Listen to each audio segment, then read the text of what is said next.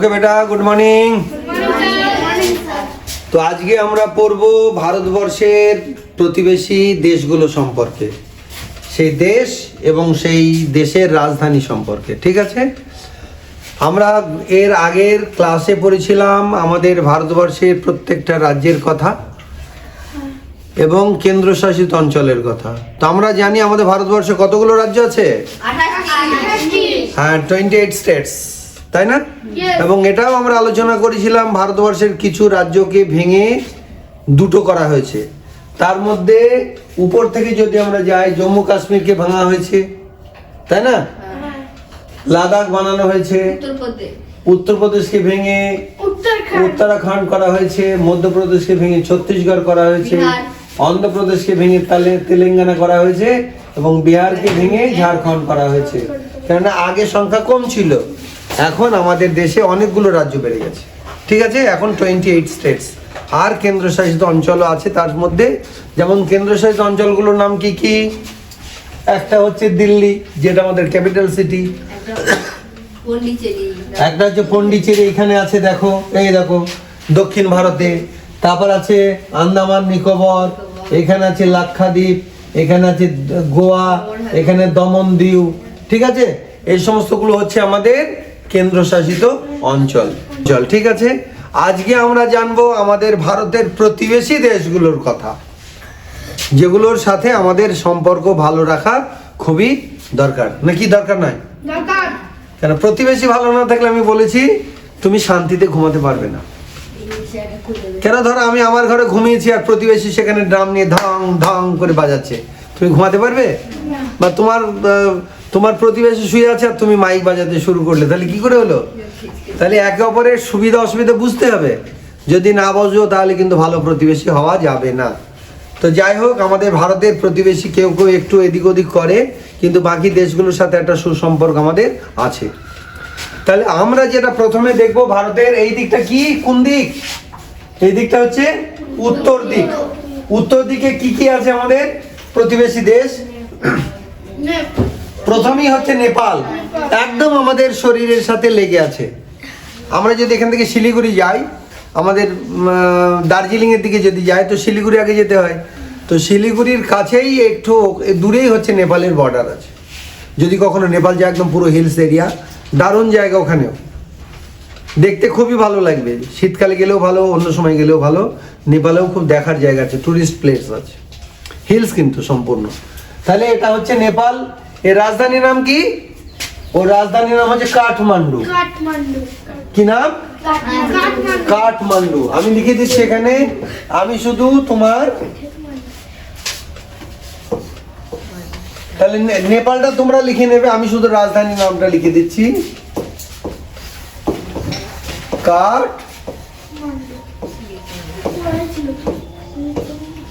বুঝতে পারছো কি লিখেছি? কাঠমান্ডু। তাহলে এটা কোথাকার রাজধানী? কাঠমান্ডু কোথাকার রাজধানী? নেপাল। নেপালটা কোথায় আছে? আমাদের ভারতবর্ষের উত্তর দিকের দেশ। ভারতবর্ষের উত্তর দিকের দেশ, হিমালয় পর্বতের কোলে। আমাদের উত্তরে হিমালয় পর্বতমালা আছে, জানো? হ্যাঁ, আছে কি জানো না? আছে, সেই হিমালয়ের কোলে আর কি, হিমালয়ের মধ্যেই। কেননা আমাদের এই দেখো, এই যে এরিয়াটা পুরো, এইখান থেকে পুরো এরিয়াটা, এগুলো সব পুরো হিলস আছে, এগুলো সব হিমালয় পর্বতের।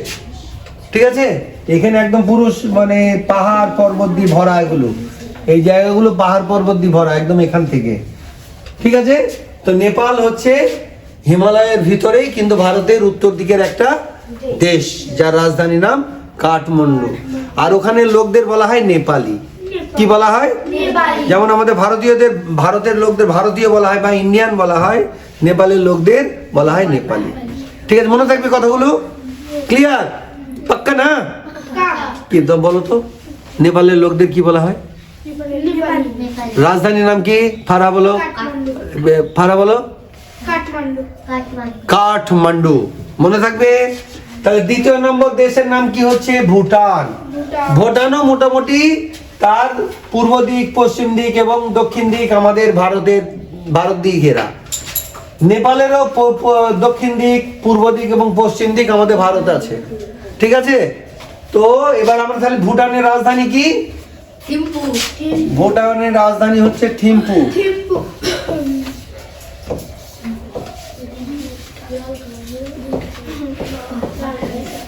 স্যার থিম্পু, হোয়াইট কালার দিলে তাই হোয়াইটে বেশি ভালো লাগছে? ठीक है सर, कोई बात नहीं, हो जाएगा, व्हाइट ही हो जाएगा, ঠিক আছে স্যার। व्हाइट भी हो जाएगा, कोई बात नहीं। ভুটানের রাজধানী। হ্যাঁ, ভুটানের রাজধানী। ভুটানের রাজধানী, তোমরা ভুটানটা লেখো, আমি রাজধানী বানানটা লিখে দিচ্ছি। ভুটানটাও লিখে দিতে হবে নাকি? না না। তাহলে ভুটানের রাজধানীর নাম হচ্ছে থিম্পু।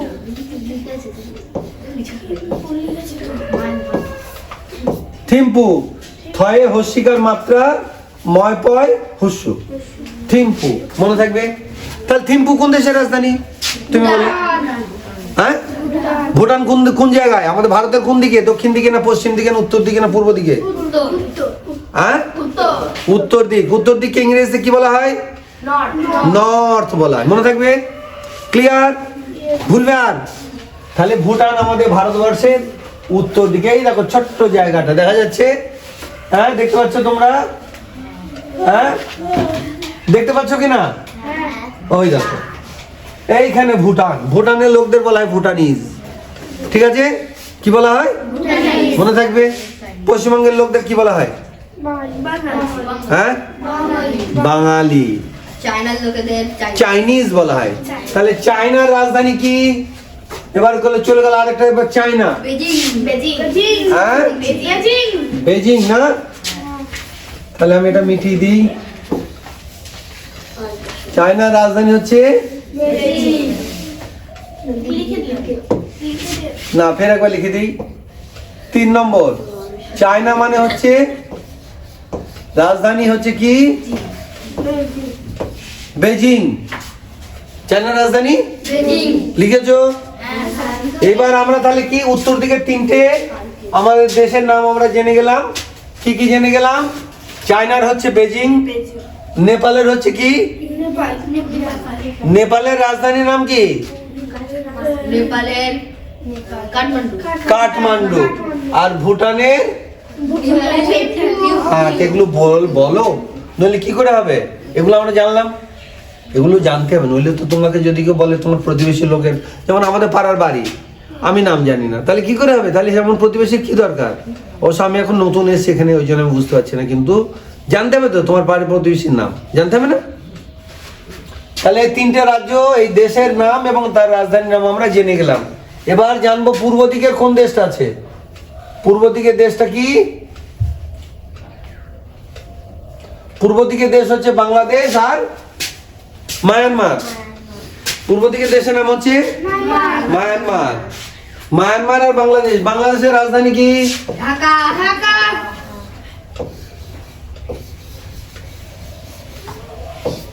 ঢাকা, তাই তো? হ্যাঁ। ঠিক লিখেছি? হ্যাঁ। আর মায়ানমারের রাজধানী কি? ইয়াঙ্গন। কি নাম? ইয়াঙ্গন। কিসের রাজধানী? ইয়াঙ্গন। দেখো, ঢাকা আর ইয়াঙ্গন, এগুলো হচ্ছে আমাদের পূর্ব দিকের।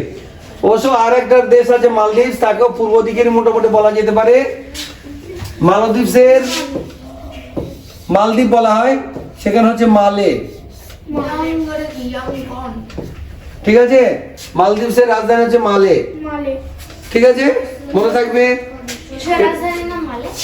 মালদ্বীপস হচ্ছে মালদ্বীপস, ময়াকা ল দয়সি মালদ্বীপস, কিংবা দ্বীপ বলতে পারো। এখানে তুমি যদি মালদ্বীপ আমরা যদি বলি তাহলে মালদ্বীপস হবে। ইংরেজি যদি বলো মালদ্বীপ, আর আমরা বাংলায় যদি বলি তাহলে মালদ্বীপ হবে। দ্বীপ। ঠিক আছে, বোঝা গেল? মালদ্বীপ, তার রাজধানী হচ্ছে কি? তার রাজধানী হচ্ছে মালে। কি রাজধানী? মালে। এবার পশ্চিম দিকের যে দেশগুলো আছে আমাদের ভারতবর্ষের, সেগুলো কোনটা কোনটা? প্রথমেই আসে কার নাম? পাকিস্তান।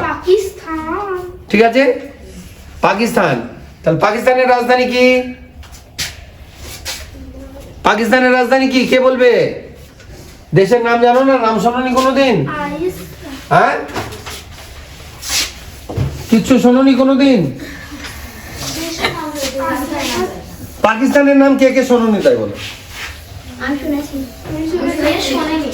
পাকিস্তান তো আমাদের দেশের সাথে সবচেয়ে বেশি বদমাইশি করে। হ্যাঁ স্যার দুবেলা করেছি। দুবেলা শুধু আমাদের সাথে ঝগড়া করতে আসে। স্যার ইসলামাবাদ হবে। হ্যাঁ, পাকিস্তানের রাজধানী ইসলামাবাদ। ওরা আমাদের দেশ থেকে অনেক কিছু নেয়, জল নিচ্ছে, সবকিছু নিয়ে বাঁচছে, কিন্তু আমাদের সাথে শয়তানি করে। এটা একটু কষ্ট লাগে, প্রতিবেশীর মতো থাকতে লাগে। কিন্তু এগুলো মেনলি দেশের জনগণ করে না, করে হচ্ছে নেতাগুলো। বুঝতে পেরেছো? নেতাগুলো আর বদমাইশি করে কিছু আতঙ্কবাদী আছে। রাজধানী ইসলামাবাদ। হ্যাঁ, তো পাকিস্তানের রাজধানী হচ্ছে ইসলামাবাদ। পাকিস্তানের রাজধানী ইসলামাবাদ।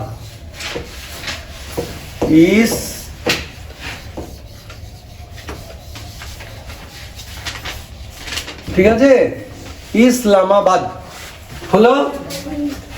ঠিক আছে, তাহলে আমরা পাকিস্তানের রাজধানী কি দেখলাম? ইসলামাবাদ। আর একটা কথা বললাম যে আমাদের ভালো প্রতিবেশী না হলে একটু মুশকিল, তাই না? আফগানিস্তান, আফগানিস্তানের রাজধানী কি? কাবুল। স্যার ওটাই রাগের পৃষ্ঠে লিখেছে আর লিখলাম না। হ্যাঁ ওটাই রাগের পৃষ্ঠে লেখা আছে লিখলাম না। হ্যাঁ, ঠিক আছে, তোমরা জানা নিয়ে দরকার। তাহলে আফগানিস্তানের রাজধানী কি? মনে থাকবে। কাবুল থেকে একটা জিনিস মনে পড়ে, আমাদের রবীন্দ্রনাথ ঠাকুরের একটা গল্প আছে কাবুলিওয়ালা। কাবুলিওয়ালা গল্পটা যদি পারো পড়ে নেবে, একটু উঁচু ক্লাসে বোধহয় পড়ানো হয়। খুব ভালো গল্প, খুব সুন্দর, দুঃখের একটা কাহিনী। কাবুলিওয়ালা গল্পটা পড়বে তোমরা, রবীন্দ্রনাথ ঠাকুরের। কাবুলিওয়ালা বোধহয় সিনেমাও আছে, কিন্তু গল্পটা খুব সুন্দর, রবীন্দ্রনাথ ঠাকুরের লেখা কাবুলিওয়ালা। আজকে বাড়িতে গিয়ে পড়বে, যদি এদিক ওদিক না থাকে নেট থেকেও পড়বে, পড়ে আমাকে কালকে এর পরের দিন ক্লাসে গল্পটা শোনাবে। ঠিক আছে? কোন গল্প? কাবুলিওয়ালা। তাহলে আফগানিস্তানের কাহিনী তোমরা জানতে পারবে, আফগানিস্তানের থেকে কোথা থেকে এসছে, সে কি হয়েছে সেগুলো। এটা গেল। এবার তাহলে পশ্চিম দিকে, এবার দক্ষিণ দিকে কে আছে? শ্রীলঙ্কা। শ্রীলঙ্কার রাজধানী কি? আগে তো কলম্বো ছিল, এখন নতুন একটা নাম দিয়েছে, সেটা এখন মানে মেমোরি করাই মুশকিল। তো তুমি শুধু কলম্বো লিখে রাখবে। চলো কলম্বো লেখো। শ্রীলঙ্কার হচ্ছে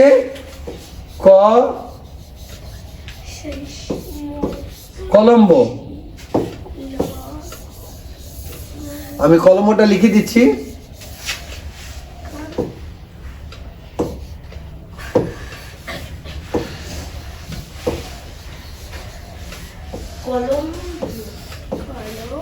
কলম্বো। ঠিক আছে, বানান কি? ক ল ময় বয় ওকা, ক ল ময় বয়ে ওকা, কলম্বো। ওকার কি মাত্রা হবে? ঠিক আছে। এবার শ্রীলঙ্কার লোকদের সিংহলি বলা হয় আর কি। আর পাকিস্তানের লোকদের কি বলা হয়? পাকিস্তানি। আফগানিস্তানের লোকদের কি বলা হয়? আফগান। ঠিক আছে, ঠিক আছে, আফগান। আর মায়ানমার এদের লোকদের বলা হয়তো বার্মিজ। কেন? পুরনো নাম হচ্ছে বার্মা, পুরনো নাম বার্মা। সেই বার্মাতে শরৎচন্দ্র চট্টোপাধ্যায়ের নাম শুনেছো? একজন বিখ্যাত লেখক বাংলার। উনি রেঙ্গুনে, তখন রেঙ্গুন বলতো, ওখানে থাকতেন। অনেক গল্প, কবিতা, গল্প লেখা, কাহিনী ওখান থেকেও লিখেছেন উনি। বোঝা গেল? তাই আমাদের প্রতিবেশীদের নিয়ে আমাদের ভালো থাকতে হবে, তাই না? আর আমাদের দেশের 28টা রাজ্যের নাম, সেগুলো আমরা জেনেছি। এবার আমি তোমাদের জিজ্ঞাসা করবো এক আধটা, কে বলবে কালকের মতোই? হ্যাঁ, কোনটা বলবে কেউ? আসামের রাজধানী কি? গুড। মেঘালয়ের রাজধানী? আরে বাহ, গুড। এবার তানিশা বলো, পশ্চিমবঙ্গের রাজধানী? নিশ্চয়ই বলবে বিহার। কি বলো তো পশ্চিমবঙ্গের রাজধানী? কলকাতা।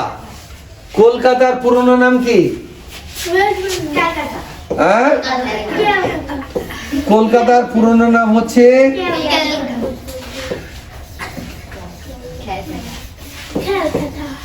কলকাতা। কিন্তু এখন হয়ে গেছে কি? কলকাতা। এগুলো সবাই উচ্চারণ করতে গিয়ে যারা বাঙালি নয় তারা কিন্তু উচ্চারণ করতে গিয়ে একটু কষ্ট পায়, যেমন আমরা হিন্দি উচ্চারণ করতে গিয়ে একটু কষ্ট পাই, তাহলে আমাদের কলকাতা আমাদের পশ্চিমবঙ্গের রাজধানী। এটা হিন্দিতে উচ্চারণ করলে কেমন হবে আপনি বলুন? ওরা আগে তো ক্যালকাটাই বলে, মেনলি ওরা কলকাতা বলে, ওরা কলকাতা কলকাতা, ঠিক আছে, কিন্তু আমরা বলবো কলকাতা কলকাতা, ঠিক আছে, মনে থাকবে। তাহলে রাজ্য রাজধানীগুলো আমাদের ক্লিয়ার হলো। তো আজ বাচ্চাদের সাথে আমরা একটু আলোচনা করলাম আমাদের প্রতিবেশী দেশগুলো নিয়ে।